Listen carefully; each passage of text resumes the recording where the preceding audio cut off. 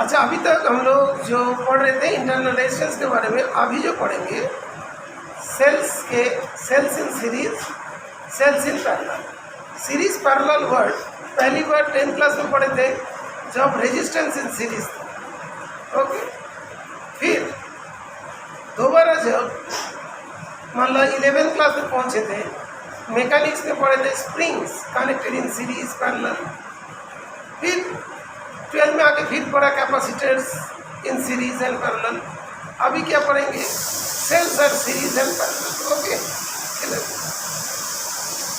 तो cells in series and parallel दो cell यहाँ पे दिखाई दे रहा है, number 1 and number 2। Number 1 cell का EMF इप्सिलॉन 1 है और इंटरनल रेजिस्टेंस R1 है। इसका इप्सिलॉन 2, इसका R2 है। और थोड़ी देर पहले हम लोग को बताया था जो terminal potential drop across the cell क्या होता है, वो भी होता है। वो क्या है? ए और बी के बीच में पोटेंशियल ड्रॉप भी है, बी और सी के बीच में पोटेंशियल ड्रॉप भी सी है।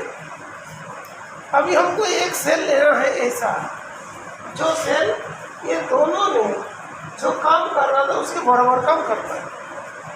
काम क्या कर रहा था? वो आई करंट दे रहा था, इसमें आई करंट आना चाहिए। तो दोनों सेल का मिला के एक सेल करना है। एक वाला सेल को क्या बोलेंगे? उसका इक्विवेलेंट सेल इन सीरीज। तो ये जो सेल होगा इसका EMF क्या होना चाहिए? जो इसका EMF होगा उसको हम लोग बोलेंगे इक्विवेलेंट EMF। और इसका इक्विवेलेंट रेजिस्टेंस क्या होना चाहिए? अभी VAC जो है ना, V से AC तक, VAC कॉस्ट हम लोग लिख सकते हैं VA minus VB plus VB minus VC लिख सकते हैं। AC के अंदर जो पोटेंशियल ड्रॉप था इसके बीच में इसका और इसका सम था। तो इस जगह में VA माइनस VB किसके बराबर है? इप्सिलॉन 1 माइनस IR1, और एक इसके बराबर है इप्सिलॉन 2 माइनस IR2।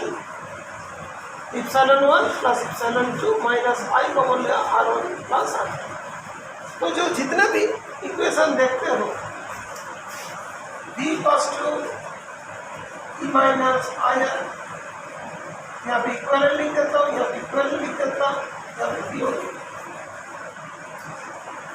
ये वाला क्या हुआ? इस जगह पे कौन है? E1 प्लस E2 है, तो equivalent equals to E1 plus E2। और रेजिस्टेंस किसके बराबर हुआ? R1 प्लस R2 के बराबर। तो सीरीज में कोई एक सेल रखना है जो उसका बराबर काम कर पाए, तो उसका EMF क्या होगा? E1 प्लस E2, और इंटरनल रेजिस्टेंस क्या होगा? R1 प्लस R2, और करंट सेम जाना चाहिए। ठीक है बेटा। दूसरी एक बात है, दो सेल पैरेलल में होगा। पैरेलल मतलब दोनों का पॉजिटिव टर्मिनल को एक साथ जोड़ दो, दोनों का नेगेटिव टर्मिनल भी एक ही पॉइंट में जोड़ा हो, तब वो पैरेलल होगा। और यहाँ पे इसका पॉजिटिव इसका नेगेटिव के साथ जोड़ दिए। ओके, और मान लो तुम अपोजिट कर लोगे नेगेटिव नेगेटिव, तो उसमें क्या होगा?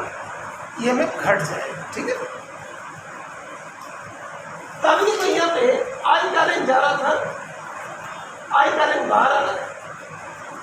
दैट मीन्स यहाँ पे जो करंट की बात थी वो था I1, इसमें जो करंट की बात थी I2। बोले इसको हुआ था I1 और I2। ये दोनों सेल जो काम कर रहा था आई करंट, ये वाला भी आई करंट पास कराएगा। तो ये दोनों सेल का इक्विवेलेंट सेल ये वाला होगा।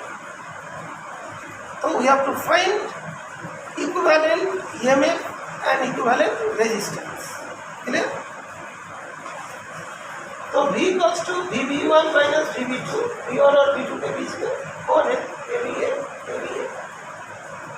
दोनों का टर्मिनल पोटेंशियल ड्रॉप तो सेम होगा ना, दोनों पॉइंट तो सेम है ना। तो फर्स्ट सेल के लिए क्या होगा? E1 minus I1 R1। Second cell के लिए क्या होगा? E2 minus I2 R2। दोनों सेल का पॉजिटिव टर्मिनल इस पॉइंट में, नेगेटिव टर्मिनल B2 पॉइंट में अटैच है। दैट मीन्स दोनों सेल का B1 B2 के बीच में जो पोटेंशियल ड्रॉप होगी वो सेम होगा। ठीक है, ये वाला यहाँ पे क्या था, ए और बी के बीच में था, तो इसको क्या था, वी ए बी। इसके बीच में था वी बी सी, लेकिन ये वाला सेल ये दोनों पॉइंट के बीच में है, ये वाला सेल बी सी दोनों पॉइंट के बीच में है। और हम लोग जानते हैं जो पैरेलल में पोटेंशियल सेम है, that means V positive E1 minus IR1 B positive E2 minus IR। ये बात क्लियर दोनों, लेकिन डिफरेंस क्या दोनों में, यहाँ पे तो सेम करंट जा रहे थे दोनों में सीरीज का, लेकिन यहाँ पे डिफरेंट करंट जाएगा, तो टोटल करंट इक्वल्स टू जो होगा वो किसके बराबर, I1 प्लस I2 के बराबर होगा। इसमें टोटल करंट आई जा रहा था, यहाँ पे भी इक्विवेलेंट होना है तो टोटल करंट आई जाना पड़ेगा।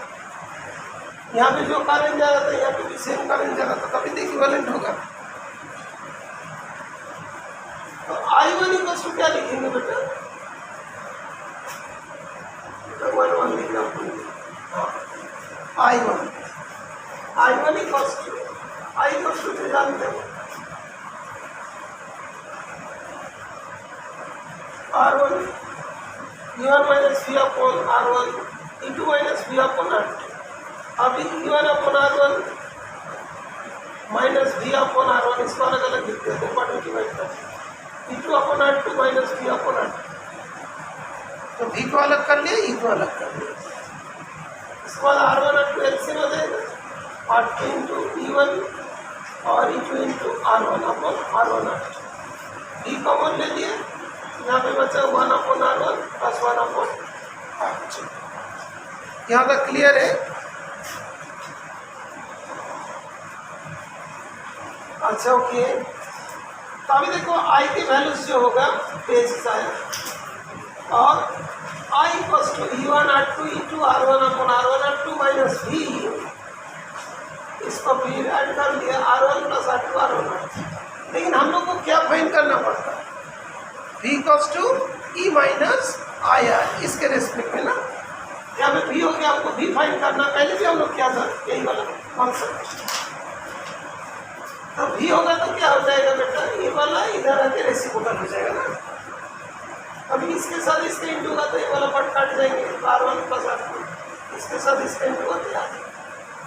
तो हम लोग अभी ये वाला इक्वेशन इसमें लिख दिया, V equals to equivalent minus I R equivalent, तो इक्विवेलेंट इसके बराबर होगा, और R इक्विवेलेंट इसके बराबर होगा, तो equivalent equal to this, R equivalent equal to this, तो 1 upon R equivalent equal to this, 1 upon R equivalent to R2 plus 1 upon R1। तो जो पैरेलल में जैसे हम लोग देखे हैं रेजिस्टेंस होता है, यहाँ पे भी सेम फॉर्मूला लगना, और ईएमएफ के लिए फॉर्मूला ये होगा E1 R2 plus E2 R1 upon R1 plus R2। इससे पहले बोर्ड में जो लिखा हुआ था इस जगह थोड़ा मिस्टेक था, दोनों जगह पे R1 R1 लिख लिया। ओके, अभी बात करते हैं इसमें से क्वेश्चन क्या क्या करना है। अच्छा, इसमें से हम लोग का पहले सीखना पड़ेगा, जानना पड़ेगा हम लोग कॉम्बिनेशन ऑफ सेल्स क्यों करते हैं। तो पहला क्वेश्चन है, what do you often use a combination of cell, इसका परफेक्ट आंसर करिए। What do you mean by series combination of cell, two cells of different EMFs and internal resistance are connected in series, find expression for the equivalent EMF and equivalent internal resistance of the combination. मिल गया question? अच्छा, online में भी send कर देता हूँ।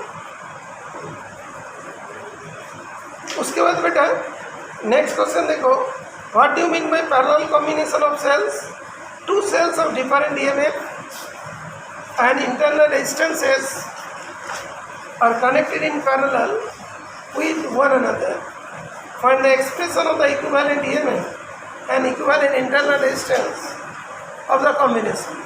Theoretical part है, दोनों हमने प्रूव कर दिया ना इस चीज। इसके बाद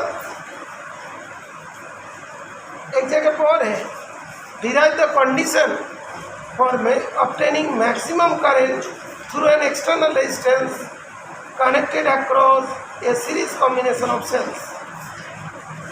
दूसरे क्वेश्चन आता है, derive the conditions for obtaining maximum current through an external resistance connected to a parallel combination of sales.